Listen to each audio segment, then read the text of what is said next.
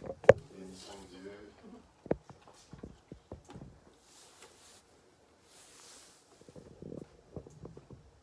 Amen. Il est ressuscité. Je sais que vous étiez en train de parler du cœur, mais aujourd'hui c'est un jour spécial.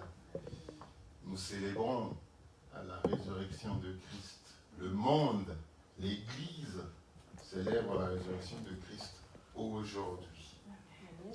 Je dis souvent qu'au-delà des dates qui ne sont pas nécessairement importantes, ce que nous voulons aujourd'hui penser, c'est à ce que Jésus-Christ a accompli sur la croix, mais aussi de nous pencher sur la résurrection, de méditer sur la résurrection, de méditer sur le fait que s'il n'y avait pas eu de résurrection, notre foi serait vaine. L'Église de Dieu est basée sur la résurrection de Christ. Notre foi en Christ est basée sur sa résurrection. Alléluia. Gloire au Seigneur. Je voudrais donc que nous puissions lire Luc au chapitre 20.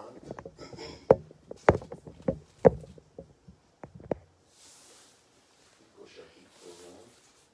Ils vont savoir que la résurrection était quelque chose qui était difficile à comprendre. Les disciples aussi ont eu du mal à comprendre la résurrection. Si bien quand Jésus-Christ a dit qu'il était ressuscité, qu'il devait mourir et ressusciter, ils ne savaient pas encore comment ça allait se passer. Ils se posaient beaucoup de questions. Mais comme on l'a vu, les femmes, elles en étaient sûres. Elles ont voulu être les premières à pouvoir vérifier qu'effectivement Jésus-Christ était ressuscité, même si elles ont pris les aromates pour aller embaumer le corps de Jésus-Christ. Parce que même elles aussi dans leur tête, elles se disaient, mais est-ce que c'est vrai? Comment ça se passerait? Comment est-ce qu'il serait mort et qu'il serait ressuscité? Comment ça se passerait? Ils avaient ça. Ils avaient reçu ce message-là. Jésus-Christ, toute sa vie, a prêché le message de la résurrection. Mais les gens ne comprenaient pas. Comme tout message, nous nous posons toujours des questions.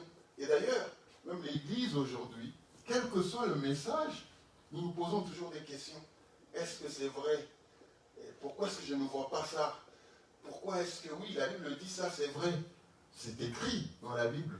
Mais pourquoi est-ce que moi je ne vis pas au quotidien? Pourquoi est-ce que je ne vis pas tous les jours? Donc, tout message de Christ, lorsque l'Église le reçoit, l'Église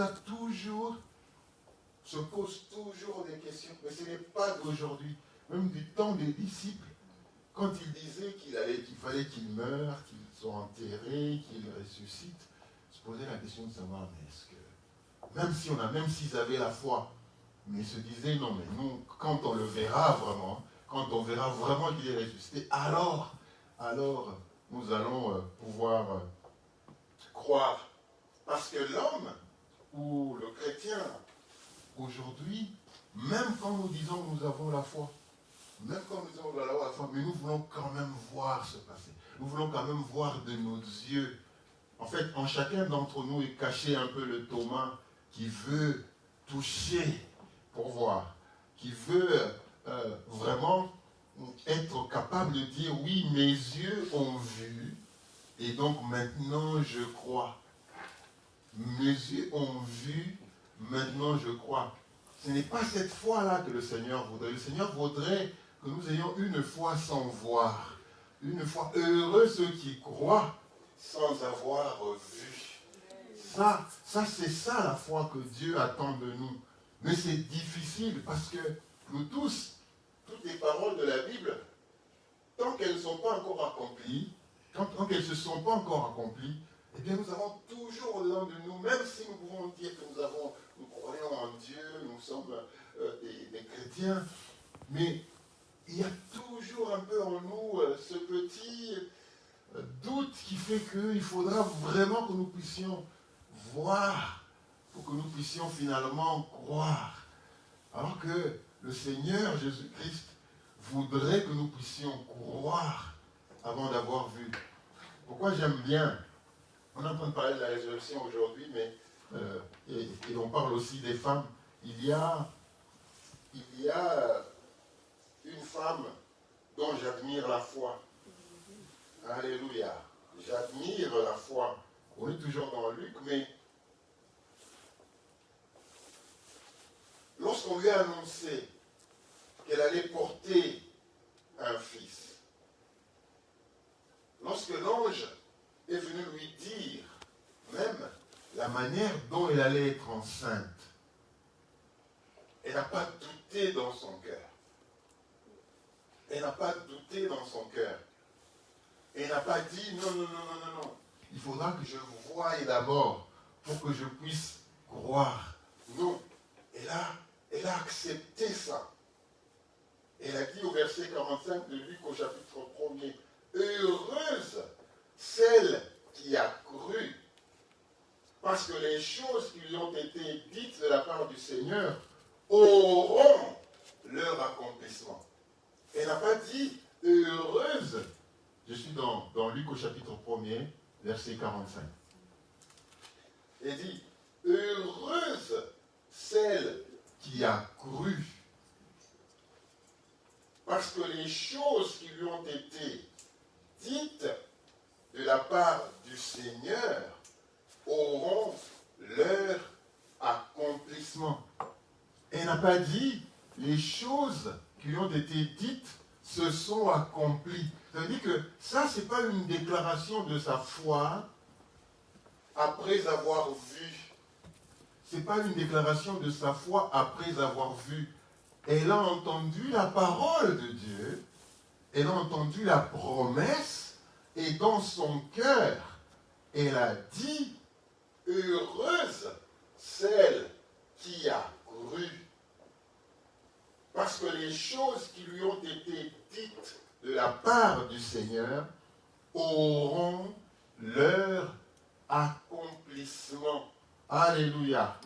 Elle n'a pas attendu de voir. Elle n'a pas attendu de voir de ses propres yeux. Parce que l'homme a confiance en ses yeux. Mais le Fils de Dieu, il a confiance en la parole de Dieu. Alléluia. Alléluia. Et vous êtes déjà mis à la place des aveugles. Parce que nous avons tellement confiance en nos yeux. Nous voulons tellement voir les choses s'accomplir. Vous êtes-vous déjà plongé dans la vie d'un aveugle qui ne voit pas? Donc pour eux, le sens n'a plus de sens. Les yeux n'ont plus de sens. Parce qu'ils n'ont pas besoin de voir pour croire. J'ai l'impression que les aveugles croient même plus que nous qui voyons. Notre sens. Voilà, donc ils ont des sens qui vont au-delà des 5 sens.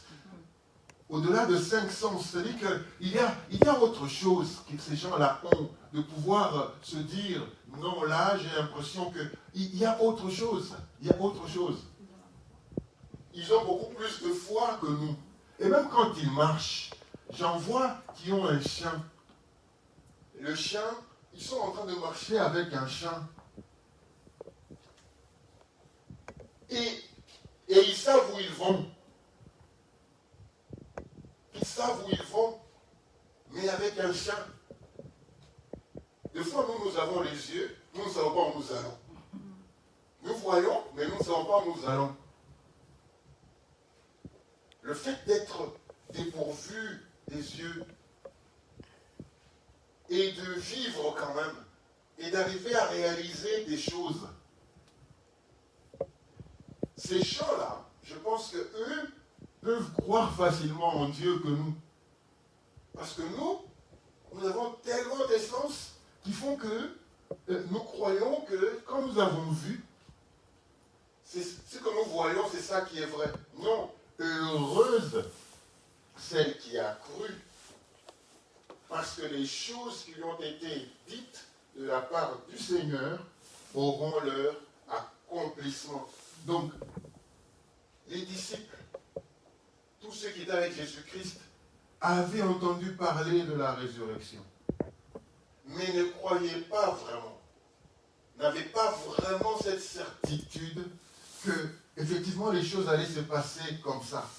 Si bien même que, lorsque les femmes ont pris les aromates, elles qui allaient pour aller embaumer le corps de Jésus-Christ, lorsqu'elles arrivent là et qu'elles ne trouvent pas le corps, qu'est-ce qui se passe? Elles reviennent pour dire aux autres, mais les autres n'ont pas cru. Il a fallu qu'eux aussi se déplacent pour aller voir la tombe. Alors qu'ils pouvaient seulement se dire, ah bon, il est ressuscité. Au fait, il l'avait dit. Il l'avait dit. Oh, célébrons le Seigneur. Célébrons sa parole. Non, non, non, non, non, non, non. Il fallait qu'eux aussi aillent voir. Pourquoi? Parce qu'ils avaient confiance en leurs yeux. Même, c'est-à-dire, ils n'ont pas cru en la parole de Christ. Et même quand les femmes sont parties, elles ont vu que le tombeau est vide. Elles sont revenues. Ils n'ont toujours pas cru. Parce qu'il fallait qu'ils viennent eux aussi pour venir vérifier qu'effectivement ce qui leur avait été dit était nécessairement vrai. Voilà pourquoi j'ai dit que j'ai de l'admiration pour cette femme qui disent heureuse, heureuse, celle qui a cru, parce que toutes les choses qui lui ont été dites de la part du Seigneur auront leur accomplissement. Quelle foi! Quelle foi! Le message de la résurrection, c'est le message de la foi. Le message de la résurrection, c'est le message de la foi. C'est celle de la foi, celle de comprendre que tout ce que le Seigneur a dit, tout ce que le Seigneur a dit dans sa parole, aura leur accomplissement. Amen. Et que c'est vrai, et qu'il n'y a point de doute par rapport à ça. La résurrection, c'est vrai. Alors revenons maintenant dans le livre de Jour de Luc, mais là c'est au chapitre 20, je veux qu'on lise.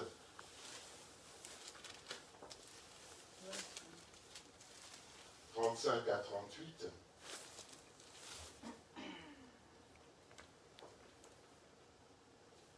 Elle le dit ceci, mais ceux qui seront trouvés dignes d'avoir part au siècle à venir et à la résurrection des morts ne prendront ni femme ni mari, car ils ne pourront plus mourir parce qu'ils seront semblables aux anges et qu'ils seront fils de Dieu, étant fils de la résurrection. Que les morts ressuscitent. C'est ce que Moïse a fait connaître quand, à propos du buisson, il appelle le Seigneur le Dieu d'Abraham, le Dieu d'Isaac, le Dieu de Jacob. Or, Dieu n'est pas Dieu des morts, mais des vivants, car pour lui, tous sont vivants. Alléluia. Amen. Gloire au Seigneur. Alors, ce texte découle des questions qui y ont été posées à Jésus-Christ. En fait, c'est des gens qui voulaient tendre un piège à Christ. Les Sadducéens, c'était les docteurs de la loi. Alors vous imaginez que aujourd'hui, ce que Dieu veut, c'est des fils. Dieu a besoin des fils et des filles, bien sûr. Dieu n'a pas besoin des docteurs de la loi. Parce que, docteur de la loi, quand on n'est pas... On peut connaître cette parole, on peut la connaître par cœur, on peut l'enseigner même. On peut avoir un diplôme de théologie, un doctorat en théologie. Dieu merci, ce n'est pas mauvais. Mais Dieu a besoin des fils. Dieu a besoin des enfants.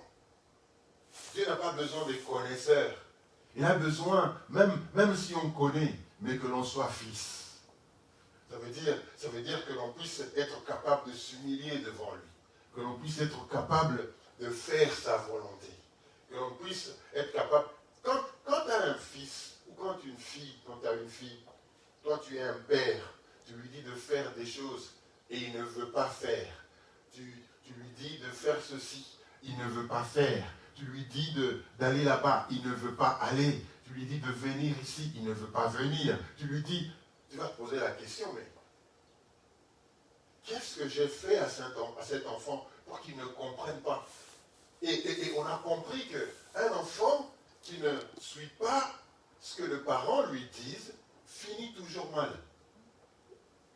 Finit toujours mal. Alors, je ne dis pas nécessairement finit par la mort, mais finit toujours par avoir une vie difficile, avoir une vie compliquée. Parce qu'en tant que parent, on a conseillé, on a donné des injonctions, on a montré le chemin. Et souvent, les enfants qui se sont rébellés, qui sont allés en dehors du chemin de ce que les parents avaient déjà préparé pour eux, souvent ils finissent mal, souvent ils ont une vie compliquée, souvent il y en a même qui ne suivent pas la voie du Seigneur, la voie des parents, qui finissent dans la drogue, qui finissent ainsi de suite. Donc Dieu a besoin des enfants. Et donc les docteurs de la loi, connaissant la loi, viennent lui dire, mais une femme était mariée à un frère, il y avait 7 frères, lorsque le premier il est décédé, le second il a pris la femme de son frère, ainsi de suite, jusqu'au 7e. Il dit, mais à la résurrection, de qui sera-t-elle femme? Parce qu'ils ne croyaient pas en la résurrection, parce qu'ils ne comprenaient pas ce que c'est la résurrection, parce que pour eux, ils avaient de doutes par rapport à la résurrection. Alors ils voulaient dire au Seigneur Jésus-Christ, mais est-ce que tous les 7 finalement l'auront comme femme? Si Jésus-Christ dit oui, ils vont se dire, mais comment c'est-il que plusieurs hommes peuvent avoir une seule femme? Donc, même dans notre culture, ce n'est pas comme ça. Donc, le but derrière, c'était de dire au Seigneur Jésus-Christ, non. La résurrection, c'est pas logique. Ce n'est pas logique que l'on parle de la résurrection. Et donc, ils ont posé cette question-là. Donc, la réponse de Jésus-Christ vient alors de ce texte que nous venons de lire. Mais ceux qui seront trouvés dignes d'avoir part au siècle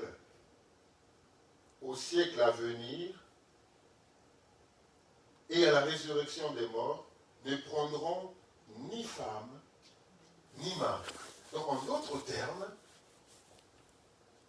la résurrection va au-delà de la chair. La résurrection va au-delà des compréhensions de ce monde. La résurrection, c'est autre chose. Lorsque le corps ressuscite, il ressuscite bien sûr corporellement, mais ça ne sera pas comme le corps ici. Ce ne sera pas un corps humain qui aura besoin de manger, qui aura besoin... Donc, il faut se dire que si nous devons manger, c'est ici sur la terre que nous mangerons. Si nous devons construire des maisons, c'est ici sur la terre. Si nous devons faire du bien à quelqu'un, c'est ici sur la terre. Parce qu'au ciel, nous ne ferons pas les biens les uns les autres. Au ciel, nous allons louer Dieu, nous allons adorer Dieu, nous allons glorifier Dieu, nous allons louer Dieu. Ça sera notre responsabilité au ciel, ensemble avec les anges. Si on veut manger, c'est ici. C'est pour dire que quand on veut parler de la résurrection, allons au-delà de nos pensées humaines, au-delà de nos pensées limitées. Donc il dit non, à la résurrection, il n'y aura ni homme qui prendrait de femme, ni de mari. À la résurrection, tout ce que vous ferez, eh bien, ça serait de louer Dieu, de le bénir, de le glorifier. Alléluia. Jusqu'à ce que nous puissions revenir avec Christ pour régner ici sur la terre. Alléluia. Gloire au Seigneur. Car ils ne pourront plus mourir parce qu'ils seront semblables aux anges. Et ils seront fils de Dieu, étant fils de la résurrection. C'est pour dire quoi, frères et sœurs? C'est pour dire que n'avoir de but que pour une vie ici sur terre, c'est être malheureux. Ne projeter, n'avoir des projets que pour ce monde, c'est être malheureux. Étant dans ce monde, nous devons projeter l'au-delà. Les projets que nous faisons ici sur la terre, celui de construire, celui d'acheter, celui de préparer ses vieux jours, celui de préparer sa retraite, hein, Daniel, celui de préparer ses vieux jours, tous les projets que nous puissions faire ici sur la terre, eh bien, si en tant qu'enfants de Dieu, nous ne nous limitons que ici sur la terre, eh bien, nous sommes les plus malheureux des hommes. Parce que la résurrection est réelle. Dis amen. La résurrection est réelle. Ça veut dire que, après cette vie ici, il y a une vie après. Amen. Après la vie que nous menons ici, il y a une vie après. Alléluia. Et donc, en tant qu'enfants de Dieu, nous devons nous projeter aussi dans la vie de l'au-delà. Nous devons préparer l'au-delà. Comment le faire? Eh bien, c'est déjà en croyant que nous sommes des fils et des filles de la résurrection. C'est de croire que lorsque nous mourrons, nous ressusciterons. Alléluia. Que nous allons ressusciter. Et donc, chaque jour que nous passons ici sur la terre, nous devons préparer notre vie de l'au-delà. Car, la Bible dit, car ils ne pourront plus mourir parce qu'ils seront semblables aux anges et ils seront des fils de Dieu et fils de la résurrection. Qu'est-ce que cela veut dire? Ça veut dire que nous allons mourir une fois, morts ici sur la terre. Mais notre vie continue. Et nous ne pourrons plus mourir. Parce qu'à la résurrection, nous allons ressembler aux anges. Nous aurons des corps comme les corps des anges. Alléluia. Ce n'est pas moi qui dis, c'est la parole qui dit. Ils seront semblables aux anges. Et qu'ils seront fils de Dieu, étant fils de la résurrection. Frères et sœurs, alléluia. Amen. C'est une promesse. Elle est réelle. Tu n'as pas besoin de dire, ben moi je croyais à la résurrection lorsque moi je mourrai et puis je ressusciterai. Non, non, non, non, non. Sois comme Marie. Heureuse celle qui a cru aux paroles qui lui ont été dites, parce qu'elles auront leur accomplissement. Donc quand Dieu dit que nous aurons des corps semblables aux anges et que nous serons fils de Dieu parce que nous sommes fils de la résurrection, c'est exactement vrai. C'est vrai. C'est vrai. Du coup, quand tu lis ça, tu te dis, ok, j'ai une vie ici sur la terre, mais j'ai aussi une vie dans l'au-delà. Donc je ne dois pas vivre ici sur la terre comme si ma vie s'arrêtait ici. Pour toi, un enfant de Dieu, ta vie ne s'arrête pas ici. Tu as une vie après. Et cette vie-là, il faut que tu la prépares. Toi, tu es un fils et une fille de la résurrection. Ça veut dire que tu vas ressusciter. Le jour où Jésus-Christ viendra, ceux qui seront morts en Christ ressusciteront. Et il le dit, ils ressusciteront. Et ce n'est pas une utopie. C'est exactement comme ça.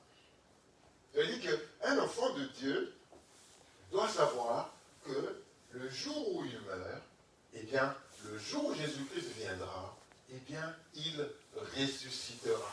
C'est vrai que nous allons ressusciter. Verset 31, que les morts ressuscitent.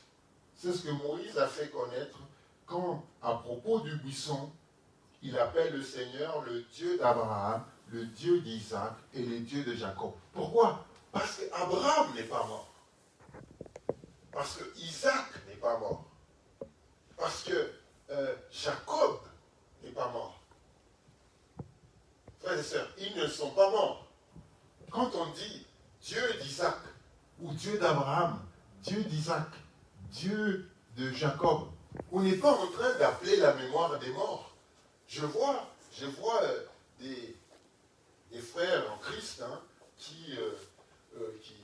et même d'autres frères qui s'asseyent, qui disent écoute, je suis en train de prier, de dire à ma maman de pouvoir veiller sur moi. Je suis en train de prier pour que cette mère qui m'a conçu, oui, parce qu'elle est morte dans le Seigneur. Parce que si elle est morte dans le Seigneur, il y a une promesse de la résurrection. Le jour où nous mourrons, le jour où Jésus-Christ vient, la Bible dit que ceux qui sont morts en Christ ressusciteront en premier. Ça veut dire qu'ils ne sont pas morts. Ils sont vivants. Ils sont vivants. Donc quand Dieu dit, quand David disait Dieu d'Abraham, Dieu d'Isaac, Dieu de Jacob, c'est parce qu'ils ne sont pas morts. Parce qu'ils sont morts dans le Seigneur et ils vivent. C'est pourquoi la Bible dit que les morts ressuscitent. C'est ce que Moïse a fait connaître. Quand, à propos du buisson, il appelle le Seigneur le Dieu d'Abraham, le Dieu d'Isaac et le Dieu de Jacob. Or, Dieu n'est pas Dieu des morts, mais des vivants. Car pour lui, tous sont vivants. C'est-à-dire que pour lui, Abraham est vivant, Jacob est vivant, Isaac est vivant. Parce que ce ne sont pas des morts.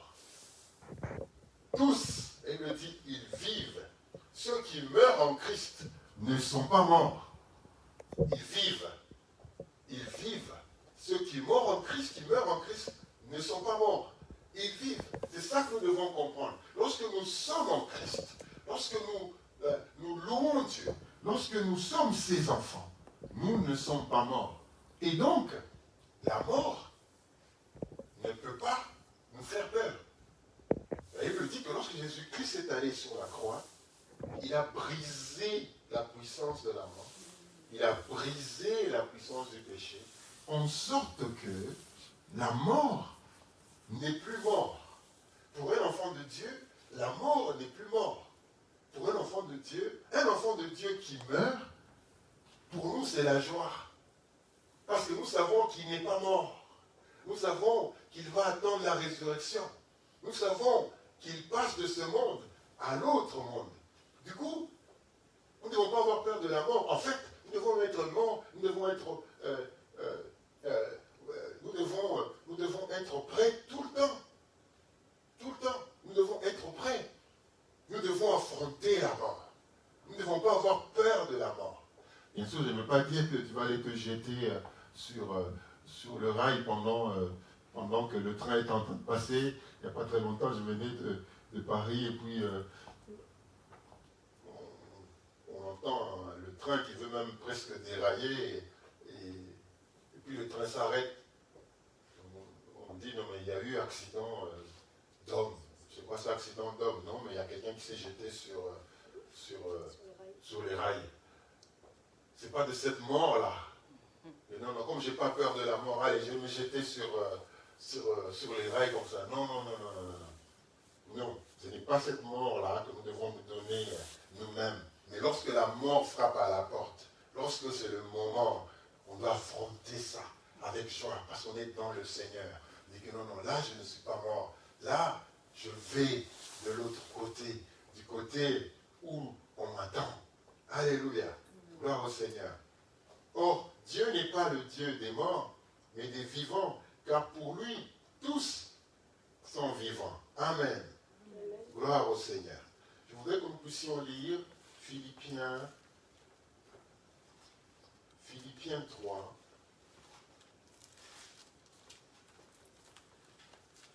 Philippiens 3, versets 10 à 11. nous lire celui qui a trouvé. Et, Philippiens verset 10, et ayant revêtu l'homme nouveau qui se renouvelle dans la connaissance selon l'image de celui qui l'a créé. Philippiens 3. Philippiens, j'ai sur Philippiens 3, 10 en 11.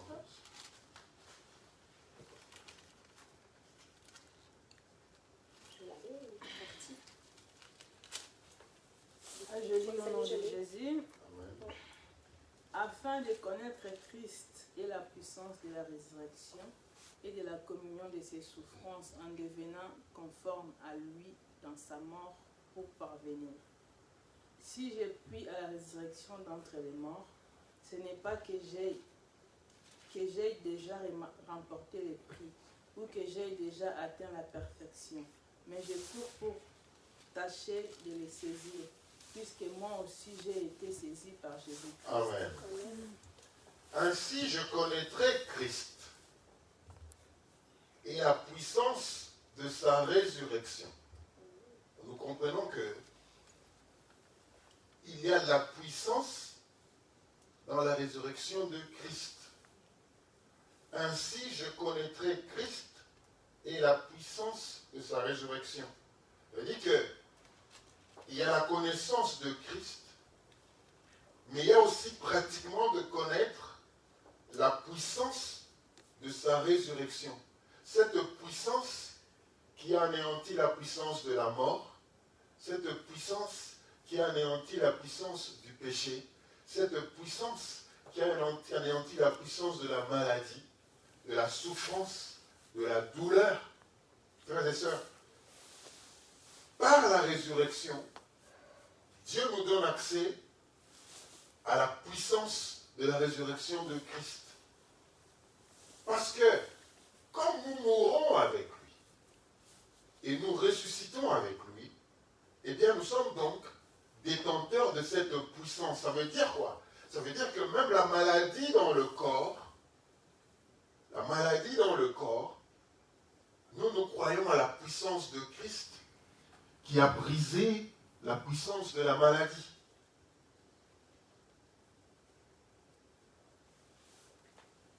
Ainsi je connaîtrai Christ et la puissance de sa résurrection et la communion de ses souffrances en devenant conforme à lui dans sa mort. C'est-à-dire que, en d'autres termes, connaître Christ, connaître sa résurrection. Et comme vous savez, il n'y a pas de résurrection sans mort. Il n'y a pas de résurrection sans souffrance.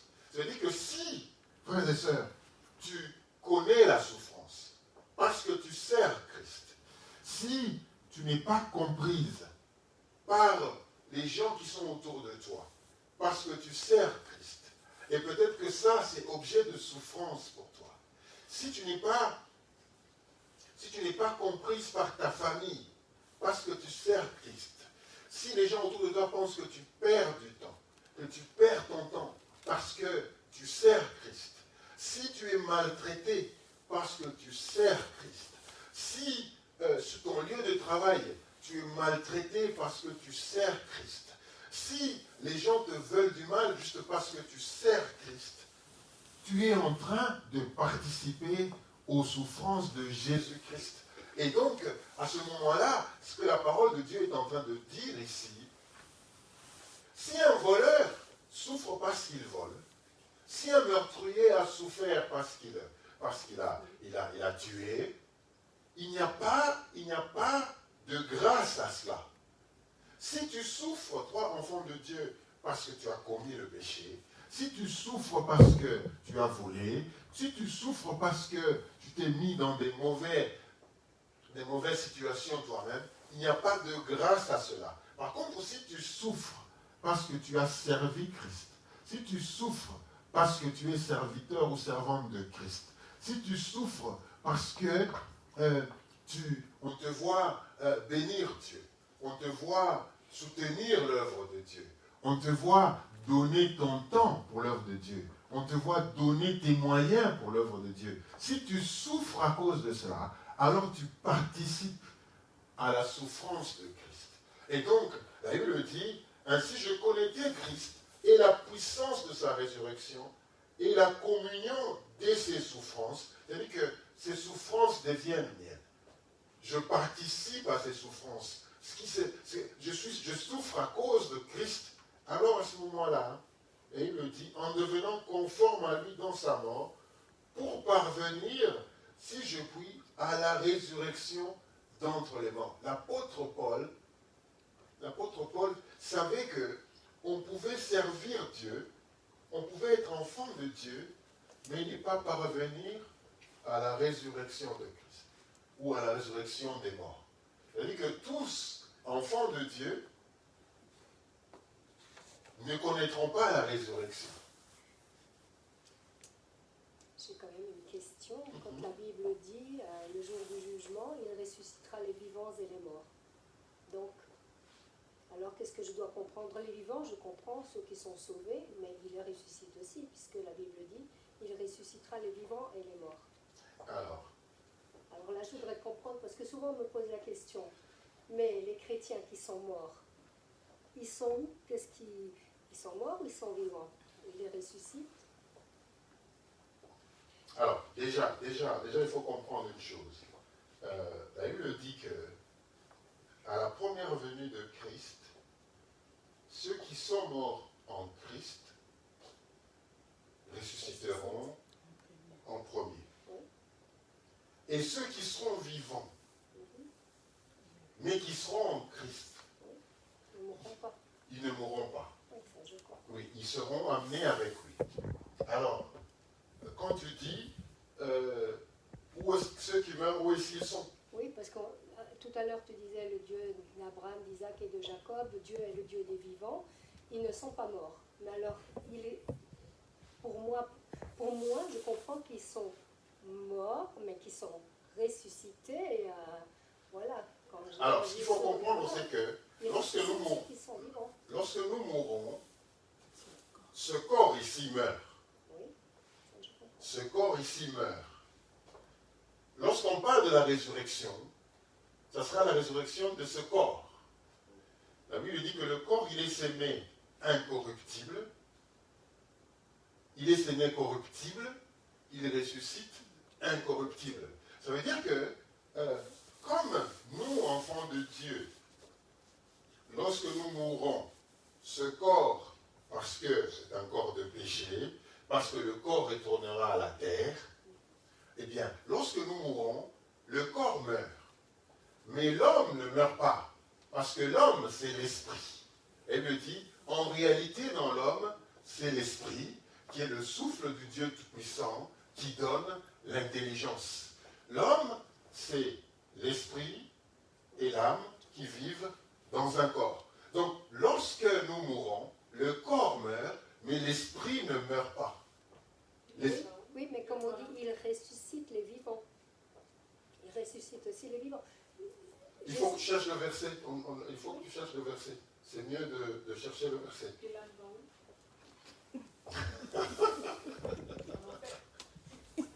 L'âme, il faut connaître les fonctions. Il faut connaître les fonctions de l'âme. Là, il le dit que l'homme, il est esprit, il est une âme qui vit dans un corps. L'âme, c'est le siège. Les vivants et les morts est un roman de Gérard Mordillat.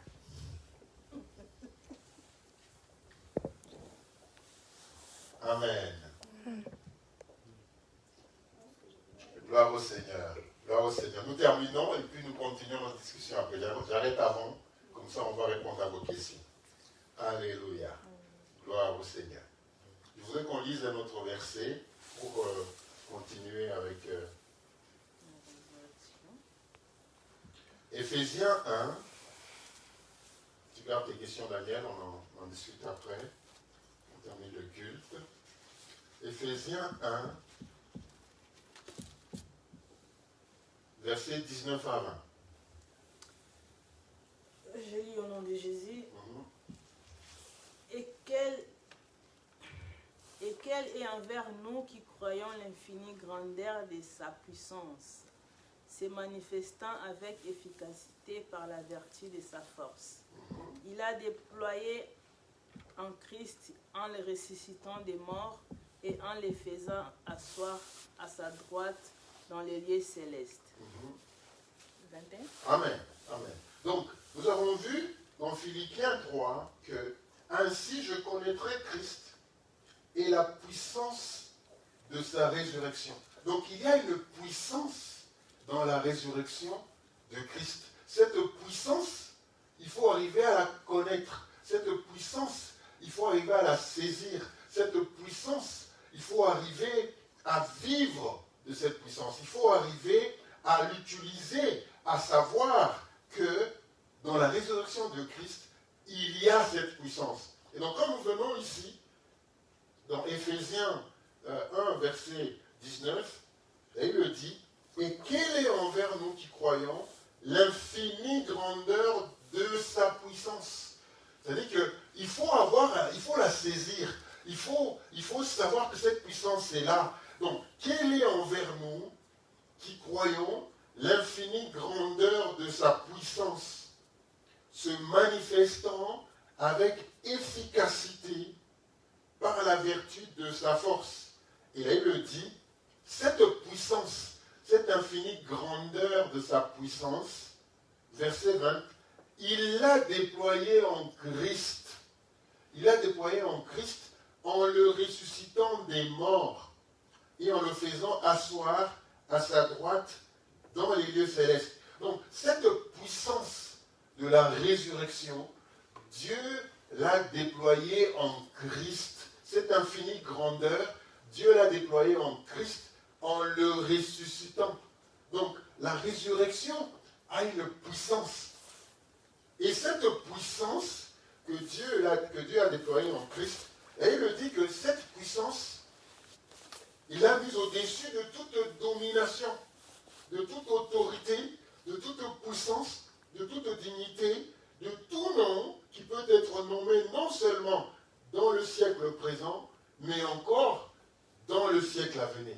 Donc, vous comprenez, frères et sœurs, que cette infinie grandeur de la puissance de Dieu, Dieu l'a déployée en Christ, en le ressuscitant d'entre les morts. Donc, à la résurrection, Dieu a déployé cette puissance en Christ. Et donc, lorsque nous croyons à la résurrection de Christ, nous croyons en cette puissance. Nous croyons être détenteurs de cette puissance. Cette puissance, frères et sœurs, qui nous fait que nous soyons au-dessus de toute domination, au-dessus de toute autorité, au-dessus de toute puissance, de toute dignité et de tout nom qui peut être nommé, non seulement dans le siècle présent, mais aussi dans le siècle à venir. Ça veut dire, frères et sœurs, que nous devons, quand nous sommes enfants de la résurrection, savoir qu'il y a une puissance dans la résurrection. Et cette puissance nous place au-dessus de toute domination. Du coup, nous n'aurons pas peur. Nous n'aurons pas peur des puissances. Nous n'aurons pas peur de tout nom, de la maladie. Même quand elle vient, nous savons qu'elle est là. Mais ce n'est pas pour autant que nous avons peur. Pourquoi ? Parce que nous savons que nous avons eu accès à une puissance lorsque Jésus-Christ est ressuscité. Et cette puissance, elle est disponible pour nous qui sommes les enfants de la résurrection. Est-ce que nous comprenons ça? Donc c'est vraiment ça qu'il faut comprendre que lorsque Jésus-Christ est ressuscité, lorsqu'il est ressuscité, eh bien il est détenteur d'une puissance. Et en ressuscitant avec lui, eh bien nous devenons au-dessus. Nous sommes placés au-dessus des circonstances, au-dessus des attaques, au-dessus des circonstances, des attaques de l'ennemi. Nous sommes au-dessus. Et donc, nous voyons l'attaque, mais ce n'est pas pour autant que nous allons paniquer. Nous voyons les attaques, ce n'est pas pour autant que nous allons paniquer. Nous voyons la maladie, ce n'est pas pour autant que nous allons paniquer. Pourquoi? Parce que nous savons que nous sommes détenteurs d'une puissance qui est celle que nous avons reçue à partir de la résurrection de Christ. Je voudrais m'arrêter là et vous faire comprendre pour terminer que Dieu, frères et sœurs, a voulu ressusciter Jésus-Christ. Et en voulant le ressusciter, Dieu voulait nous montrer sa souveraineté absolue sur la vie et sur la mort. Dieu est souverain. il peut donner la vie, il peut donner la mort. Et même quand il a donné la mort, il peut redonner la vie. Alléluia. Ceux qui meurent en Christ ne sont pas morts, mais ils vivent. Le corps, il est mort, mais ils vivent. Alléluia. Que Dieu donc bénisse sa parole ce matin et que Christ ressuscité puisse ressusciter en nous, dans nos maisons, dans nos cœurs et dans l'Église. Que Christ ressuscite également dans l'Église. Au nom de Jésus, nous avons ainsi amené cette parole et nous disons tous Amen. Amen.